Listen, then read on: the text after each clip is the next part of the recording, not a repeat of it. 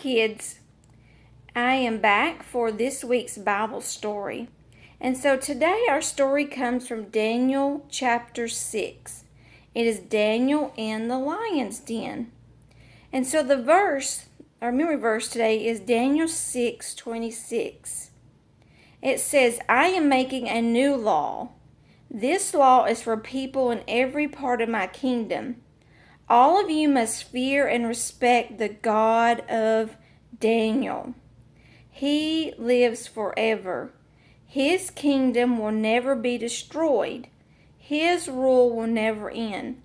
So we can see from this verse that Daniel's God, which is our God, is the one true living God. And He lives forever. And His kingdom, God's kingdom, will never be destroyed, and His rule will never end. If you remember from last week, we had a king in our story, and his name was King Nebuchadnezzar. This week we have a new king, and his name is King Darius. And so when this story takes place, Daniel is an older man, probably in his 80s, when he was thrown into the lion's den. Okay? So our story comes from Daniel chapter 6. Okay? The supervisors and governors went as a group to the king. They said, King Darius, live forever. So they went to the king. They talked to him about the law he had made. They said, didn't you make a law that says no one may pray to any god or man except for you for 30 days? Doesn't it say that anyone who disobeys during the next 30 days will be thrown to the lion's den? The king answered, yes, I wrote that law, and the law of the Medes and Persians cannot be canceled. Then those men spoke to the king. They said, Daniel, one of the captives from Judah, he is not paying attention to your law. Daniel still prays to his God 3 times every day. The king became very upset when he heard this. He decided he had to do something. He worked until sunset, thinking of a way to save Daniel. Then those men went as a group to the king. They said, remember, our king, the law of the Medes and the Persians cannot be changed. So King Darius gave the order. They brought Daniel and they threw him into the lion's den. The king said to Daniel, may the God you serve all the time save you. A big stone was brought. It was put over the opening of the rock, and he used the rings of his royal officers to put their seals on the rock. This showed that no one could move the rock and bring Daniel out. Then King Darius went back to the palace. He did not eat that night, and he could not sleep. The next morning, King Darius rose very early. He hurried to the lion's den. As he came near the den, he was worried. He called out to Daniel, Daniel, servant of the living God, has your God that you always worship been able to save you from the mouths of the lions? Daniel answered, my king, live forever. My God sent his angel to close the lions' mouths.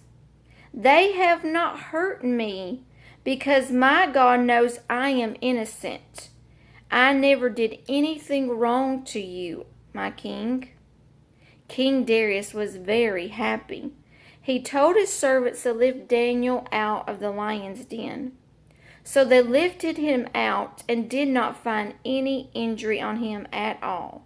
This is because Daniel trusted God.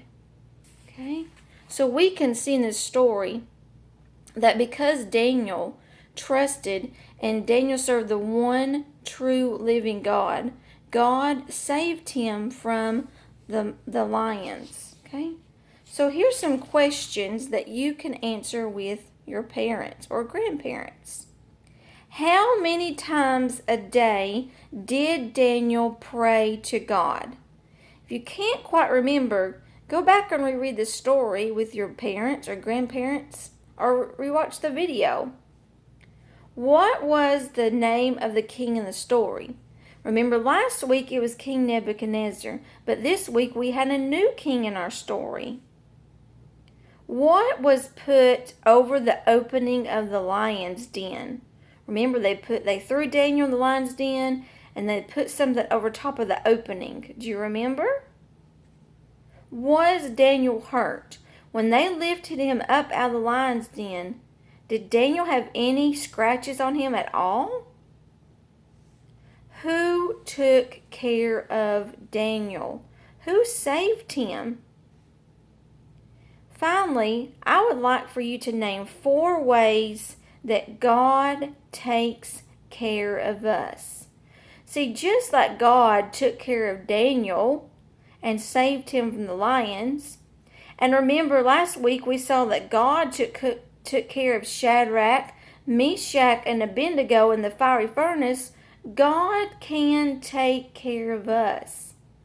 We don't have to worry. We can trust Him because He loves us and He wants to help us. So talk about some ways that we know that God takes care of us. If you have any questions or you have anything that you would like for me to pray about this week for you, let your parents know and they can send me a message, and I'll be glad to pray for you and to pray for your prayer request. Have a good week.